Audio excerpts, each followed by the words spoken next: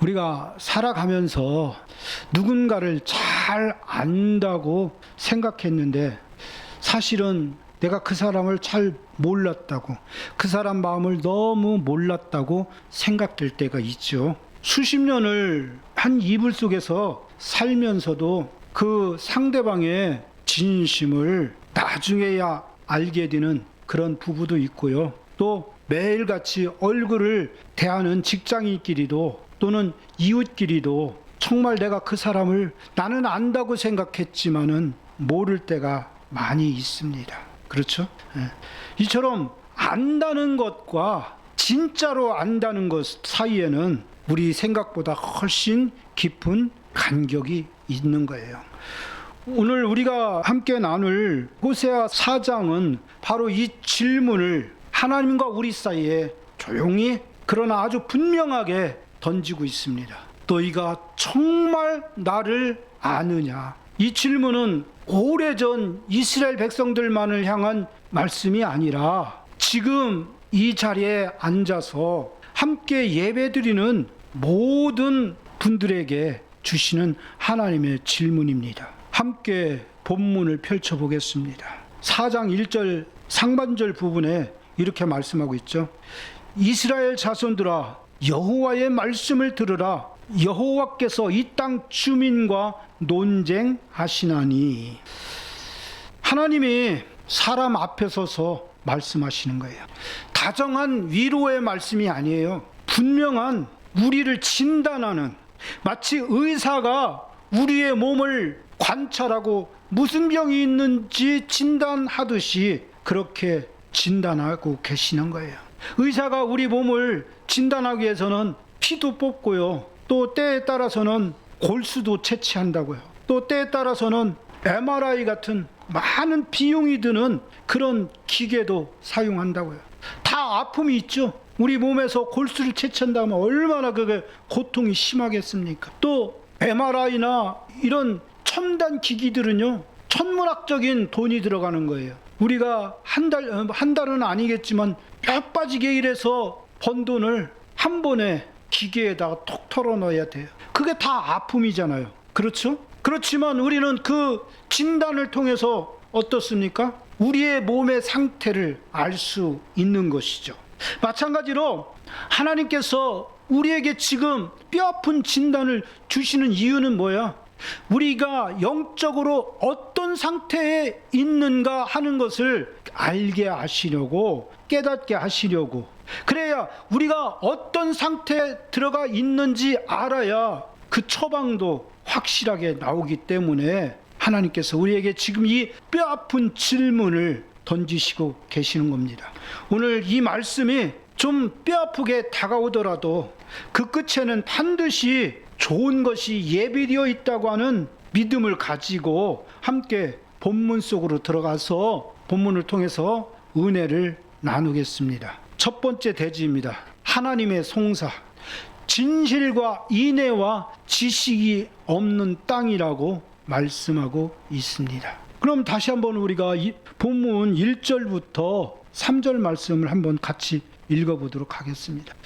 이스라엘 자손들아 여호와의 말씀을 들으라. 여호와께서 이 땅 주민과 논쟁하시나니 이 땅에는 진실도 없고 인애도 없고 하나님을 아는 지식도 없고 오직 저주와 속임과 살인과 도둑질과 간음뿐이요 포악하여 피가 피를 뒤이음이라. 그러므로 이 땅이 슬퍼하며 거기 사는 자와 들짐승과 공중에 나는 새가 다 세잔할 것이요 바다의 고기도 없어지리라. 이 말씀을 들으면서 여러분 어떤 생각이 드십니까? 그냥 성경책에 있는 말씀이니까 그냥 그렇구나 그렇게 들으십니까? 여기에 보면은 하나님께서 이스라엘 백성들과 논쟁하신다고 말씀하고 있어요. 여기서 논쟁하다라고 하는 단어는 히브리어로 리브라고 하는 단어입니다. 이 단어가 이스라엘 백성들에게 들려지면은요 몸이 굳었습니다. 왜냐하면은 이 논쟁하다라고 하는 말은 부부싸움이나 이웃 사이의 그런 말다툼을 가리키는 말이 아니라 언약을 어긴 자를 세워놓고, 언약을 어긴 자가 뭐예요? 율법을 어긴 자를 세워놓고 조목조목 제목을 읽어나가면서 그 사람을 송사하는 법정 용어이기 때문에 그런 거예요. 하나님께서 친히 원고가 되어 검사가 돼서 이 땅에 사는 모든 사람을 향해 지금 고발장을 펼치고 계신 겁니다. 이 고발장의 첫 줄을 읽어내려가는 그 재판장의 목소리를 한번 들어보시기 바랍니다. 제목이 하나씩 나열되는 것이 아니라 텅 빈 자리부터 가리키고 계십니다. 없고 없고 없고. 3번 반복되는 이 없음의 선언이야말로 이 재판에서 가장 무서운 대목입니다. 무엇을 저질렀는가 보다 무엇이 없어졌는가 하는 것을 먼저 지금 질문하고 계십니다. 첫째, 무엇이 없다고 말씀하고 있습니까? 진실이 없다. 진실은 뭐냐? 에메트라고 하는 히브리어인데, 약속해놓고 등을 돌리고 손을 맞잡고도 뒤에서는 다른 말을 하는 사회, 말과 마음이 따로 노는 사회가 됐다는 거예요. 어때요? 지금 이 사회하고 우리 같은 모습이잖아요. 둘째는 인애입니다. 인애라고 하는 단어는 히브리어로 헤세드라고 하는 단어예요. 여러분 많이 들으셨잖아요. 헤세드, 인애, 자비. 그 인애가 없다는 거예요. 헤세드는 하나님께서 당신을 향해 끝까지 붙드신 바로 그 사랑인 거예요. 하나님께서 여러분들을 붙들고 계시는 사랑, 바로 그것이 헤세드의 사랑인 거예요. 그 사랑을 받은 사람들이 어땠습니까? 다른 사람에게도 그 헤세드의 사랑을 전해줘야 됨에도 불구하고 흘리지를 않는 거야. 나 혼자만 독차지하고 있는 거야. 그리고 세 번째로는 하나님을 아는 지식이 없다고 말씀하고 있습니다. 지식이 없다고 하는 것은 다트 엘로힘이라고 하는 단어예요. 이것이 이 하나님을 아는 지식이 없다고 하는 이 말씀이 이 재판 전체를 관통하고 있는 핵심 제목이에요. 그리고 이 말씀은 다시 6절에 가서 하나님께서 다시 말씀하시고 계셔요. 그래서 여기서 우리가 알 수 있는 것이 무엇이죠? 우리가 무엇을 지었는가, 무슨 죄를 지었는가 하는 것이 중요한 것이 아니라 우리에게 무엇이 없는가 하는 것이 하나님의 입장에서는 더 중요하다는 것. 우리에게 마땅히 있어야 될 것들이 발견되지 않는다는 것. 그래서 하나님께서 지금 진노하고 계시는 거예요. 이 세 가지가 없는 텅 빈 자리에 무엇이 들어와 있는지 한번 알아봅시다. 2절 한번 봐요. 2절. 오직 저주와 속임과 살인과 도둑질과 간음뿐이요 포악하여 피가 피를 뒤이음이라. 여기 보면은 저주, 속임, 살인, 도둑질, 간음, 그리고 피가 피를 뒤를 잇는 포악입니다. 저는 이 제목들 앞에서 맨 뒤에 있는 그 한 글자에 눈길이 멈췄습니다. 피가 피를 뒤잇는다고 하는 것은 폭력이 한 번으로 끝나는 것이 아니에요.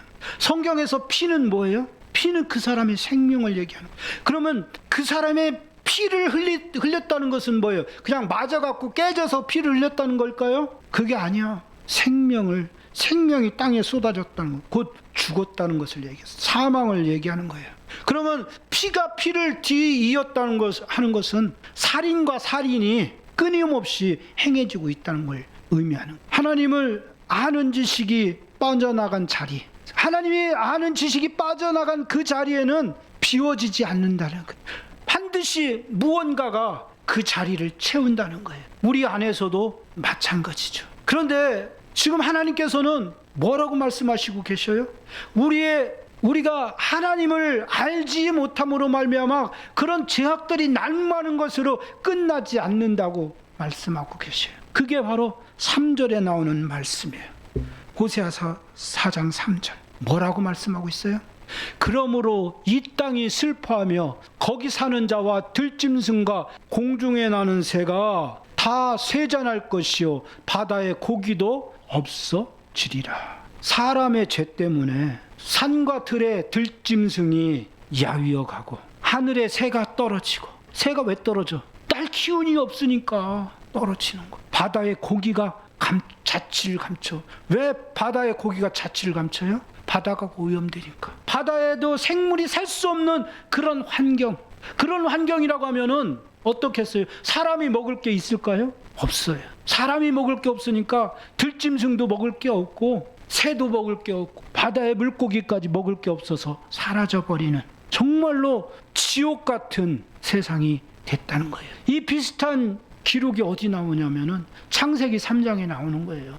아담과 하와가 하나님 앞에 범죄하기 전까지는 부족함이 있었을까요? 없었을까요? 눈꼽만큼도 없었어요. 모든 것이 풍요하고 풍족했어요. 그런데 아담과 하와가 하나님의 말씀을 어기고 범죄하고 나니까 어떤 세상이 돼 있어요? 하나님이 뭐라고 말씀하셔요? 땅은 저주를 받았어요. 땅이 저주를 받고 가시와 엉겅퀴를 낼 것이며, 땅이 저주를 받고 가시와 엉겅퀴를 낸다고 하는 것은 무슨 의미일까요? 그 전까지 그 땅은 뭘 냈어요? 채소와 또 먹기 좋은 과일과 모든 사람이 살아가기에 풍요하고 풍족한 것들을 내주던 땅이 저주를 받으니까 가시와 엉겅퀴, 우리가 엉겅퀴 캐먹을 수 있어요? 따먹을 수 있어요? 가시밭에서 우리가 살 수 있어요? 없잖아요. 그게 바로 저주받은 땅, 그런 현상이 그대로 재현된다고 말씀하신 거예요. 우리가 짓는 이 죄는 말이에요, 결코 내 방 안에서 내 마음 안에서만 끝나는 것이 아닌 거예요. 죄는 반드시 흘러 넘쳐서 내 가정을, 내 이웃을, 심지어는 말도 못하는 짐승들까지도 신음하게 하게 되는 거예요. 사랑하는 성도 여러분, 지금 이 시대를 한번 보십시오. 뉴스를 켜면은 새로운 고발장이 계속 낭독된다고. 어떤 살인죄가 저질러지고, 누가 어떤 범죄를 저질렀다고, 누가 어떤 부조리를 저질렀다고 끊임없이 지금 나오고 있습니다. 오늘 이 본문이 정말 우리 마음을 아프게 하는 것은 저 밖에 있는 사람들을 향한 진단이 아니기 때문에 그런 거예요. 지금 하나님께서 범죄 사실을 읽고 계시는 그 재판정은 지금 누가 듣고 있는 거예요? 우리가 거기 앉아 있는 거예요. 뭘수록? 피고인으로. 내 입에서 나가는 말과 내 삶이 정말 일치하고 있습니까? 내가 받은 그 사랑을 가장 가까운 그 사람에게 흘려보내고 있습니까? 정말로 용서하고 있습니까? 그리고 무엇보다 오늘 이 순간 내가 정말 하나님을 알고 계십니까? 그렇다면 오늘 우리가 할 일은 분명합니다. 이 부끄러운 목록 앞에서 변명을 늘어놓는 대신 지금 이 자리에서 조용히 고개를 숙이고 고백해야 합니다. 주님, 제 안에 진실이 메말라 있습니다. 인애가 식어 있었습니다. 주님을 아는 지식이 얕아져 있었습니다. 이게 솔직한 회개입니다. 이 솔직한 회개야말로 오늘 우리가 이 말씀 앞에서 가장 먼저 드려야 하는 응답인 것입니다. 여러분, 하나님은 우리의 죄를 책망만 하시는 분이 아니에요. 적어도 이 우리의 죄목을 논고하시는 그 하나님의 마음은 어떤 마음일까요? 하나님은 여기서 멈추시지 않아요. 하나님은 반드시 무엇을 준비해 놓고 계셔요? 회복을 준비해 놓고 계시는 거예요.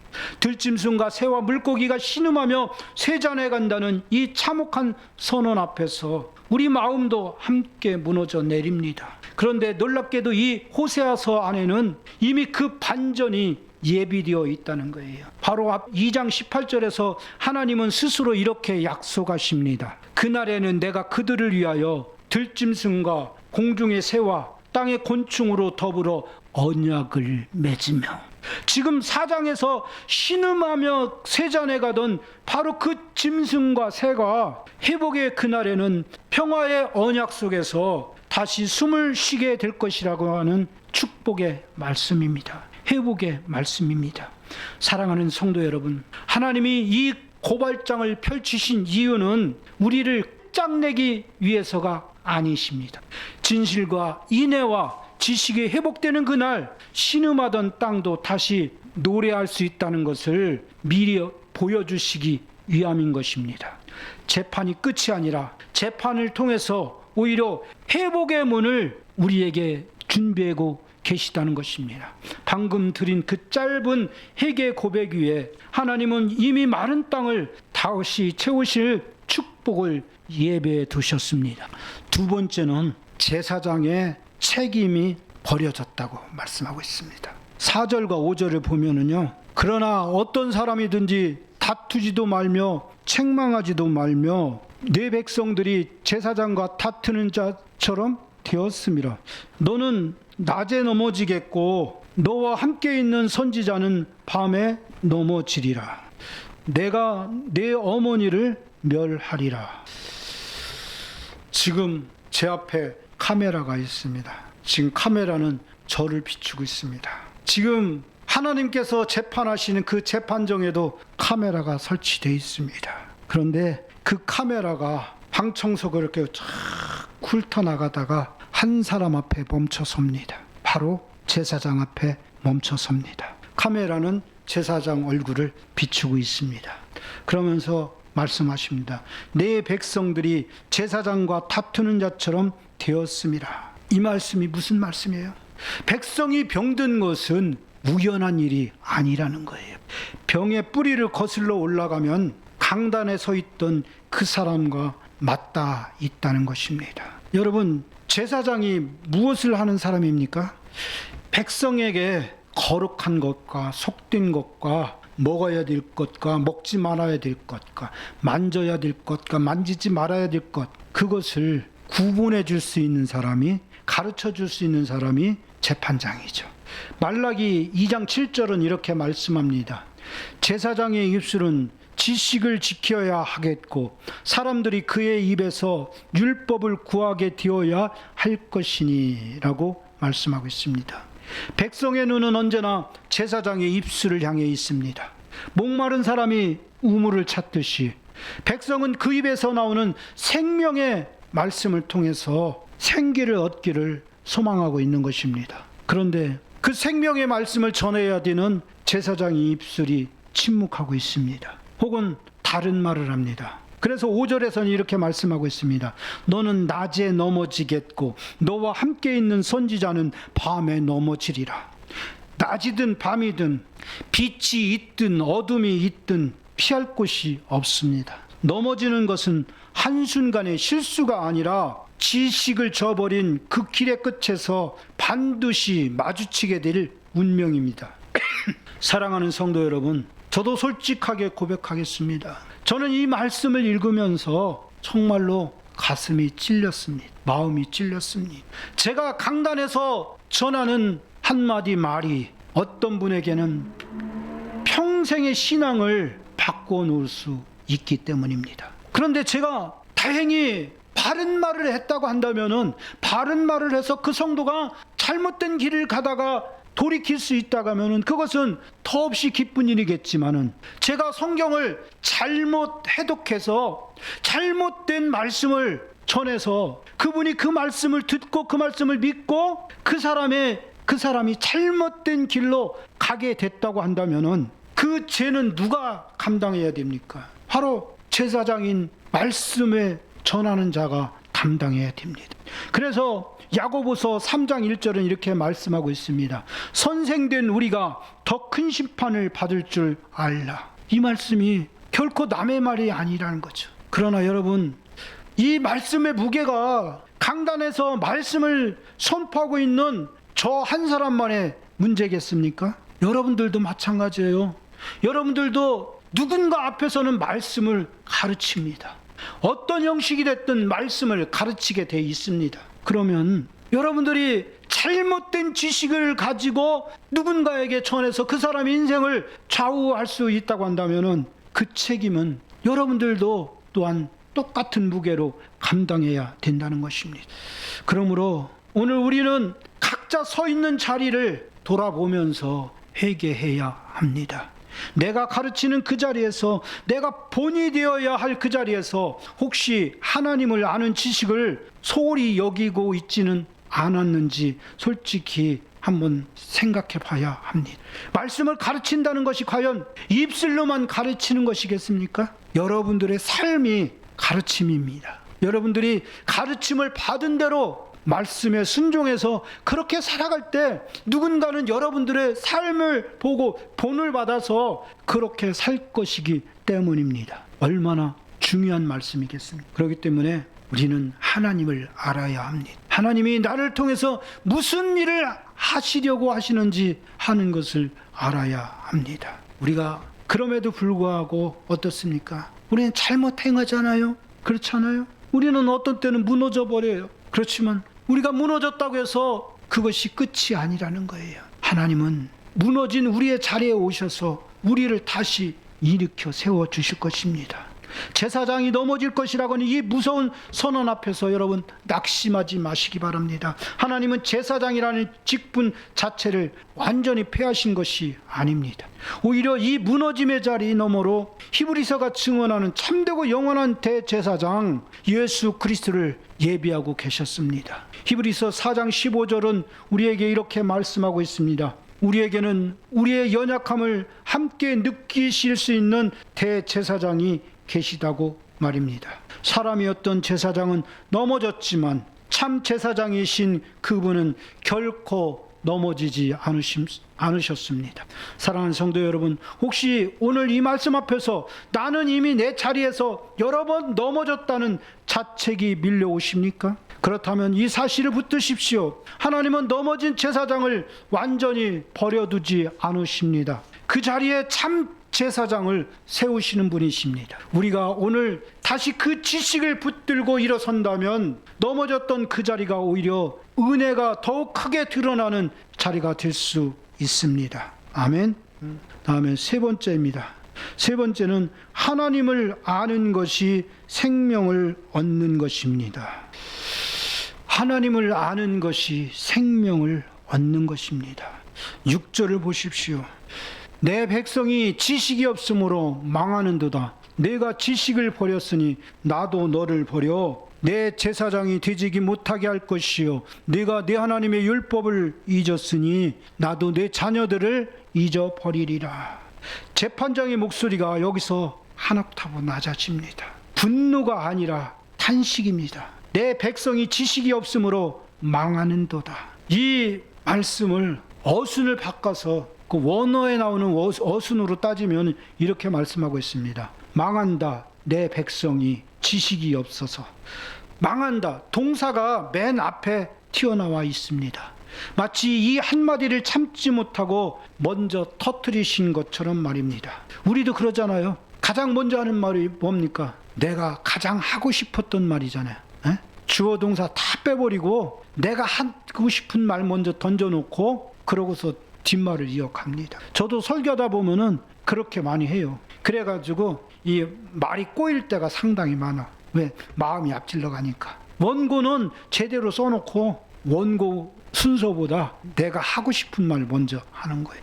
하나님도 똑같이 하신 거예요. 자녀가 병들어 죽어가는 모습을 지켜보는 부모의 심정이 바로 이 어순 하나에 담겨 있는 겁니다.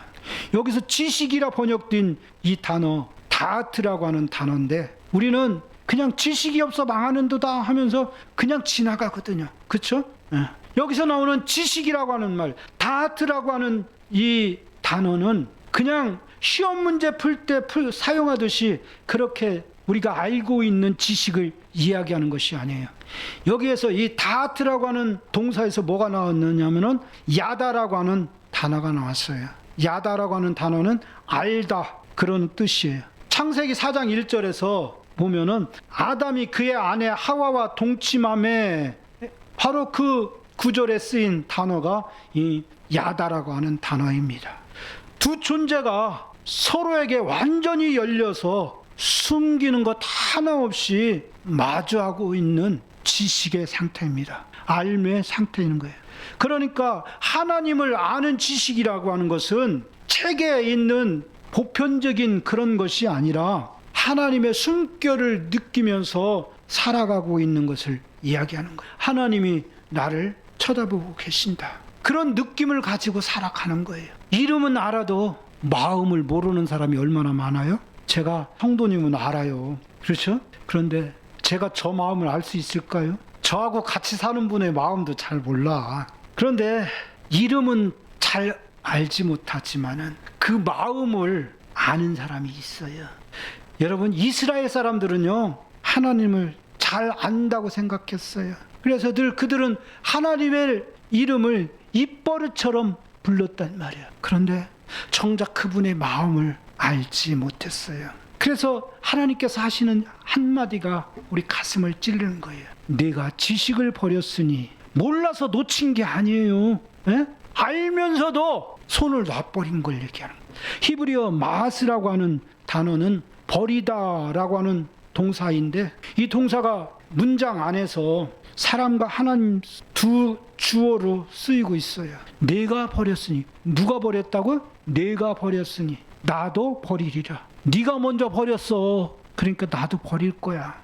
마치 메아리처럼 말씀하고 계신 거예요. 그들의 손을 하나님도 그대로 놓으시겠다는 거예요.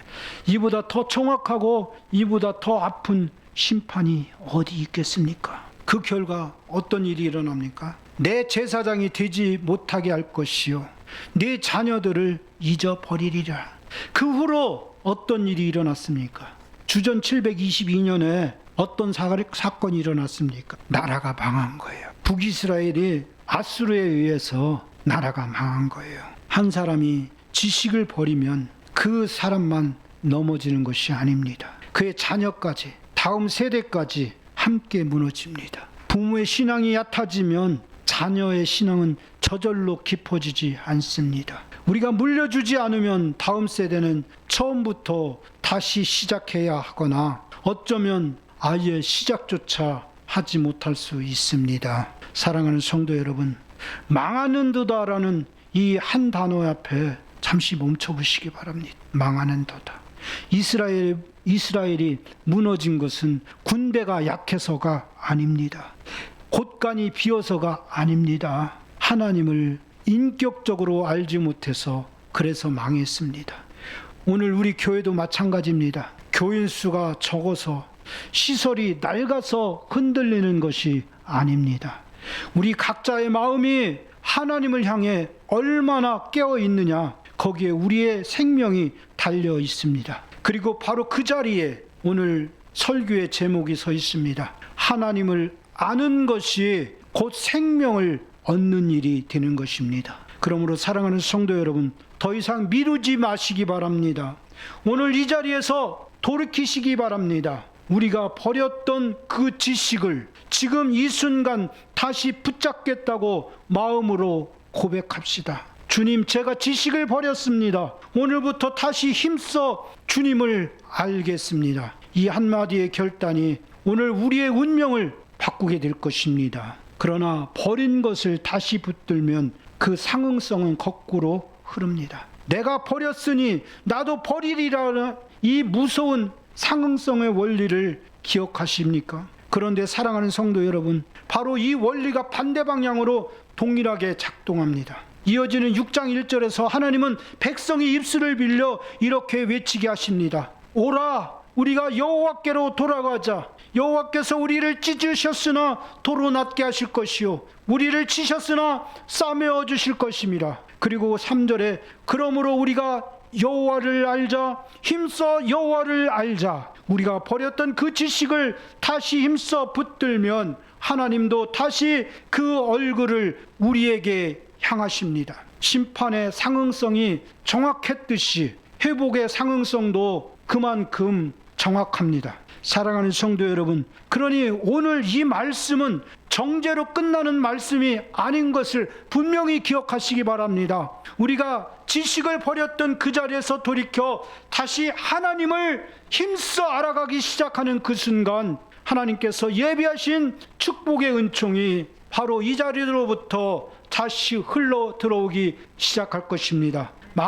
망함의 문 바로 옆에 생명의 문이 함께 서 있는 것을 기억하시기 바랍니다. 사랑하는 성도 여러분, 오늘 우리는 법정에 다녀왔습니다. 텅 빈 자리에 죄악이 들어찬 세상을 보았고, 강단에 선 자의 무거운 책임을 보았고, 마지막으로 하나님의 탄식 어린 음성, 내 백성이 지식이 없으므로 망하는도다를 들었습니다. 그런데 그 재판정을 걸어 나오는 지금 우리 손에 들려있는 것은 정죄장 한 장이 아닙니다. 대지마다 하나님은 심판을 선언하신 바로 그 자리에서 회복의 문도 열어놓으십니다. 신음하던 들짐승과 새를 위한 언약을 넘어진 제사장의 자리를, 그것들을 대신할 참 대제사장을 예비하셨고, 그리고 버린 것을 다시 붙들면 돌이켜 안아주시겠다고 하는 약속을 이미 심어 놓으셨습니다. 이 모든 은혜의 뿌리를 거슬러 올라가면 결국 일대지에서 우리가 잃어버렸다고 고발당했던 바로 그 단어